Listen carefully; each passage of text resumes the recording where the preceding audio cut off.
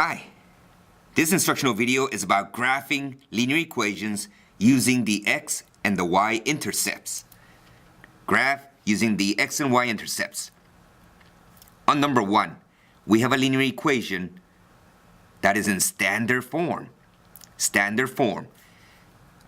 The general form of the standard form is ax plus by equals c. That's called a standard form. So there's some sort of an x plus or minus some number y equals some constant number over here. See? It looks like this one here. That's a standard form. And when you have a standard form, this is how we're going to graph it. First we're going to say is, let x equal 0. Let x equal 0. We're going to let x equal 0.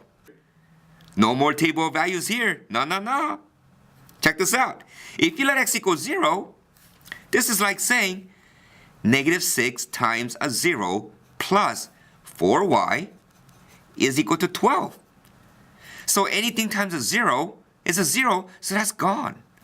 All that remains is just the y value. And to solve for y, you divide the 4 coefficient, in this case, to both sides of the equation. So y is equal to 12 divided by 4 is 3, and that's called your x-intercept. And this is called your y-intercept. And you gotta do the same thing. You gotta let y equal 0. Let y equal 0. Because when you do, this time, when you multiply 4 times a 0, this whole thing is gone. So negative 6x this time, plus 4 times y, which is 0, is equal to 12. And since 4 times any number that's a 0, it's 0 is gone. This time, all that remains is negative 6 on the left and 12 on the right. And to solve for x, we divide that coefficient negative 6. So on the left side, negative 6 and negative 6, they simplify to a 1x, or just x.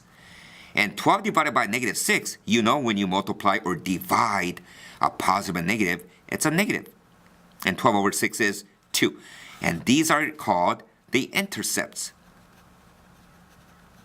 That's your y-intercept, and that's your x-intercept. What does that mean? On the coordinate plane, the line will intercept at the y-axis.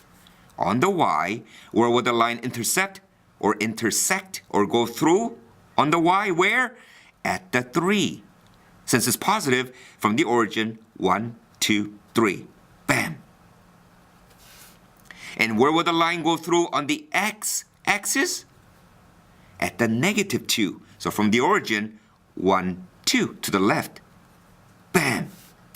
Those two are the intercept points on the y and the x. And you draw a line through those 2 points, and you have a graph that represents this equation that has a positive slope here.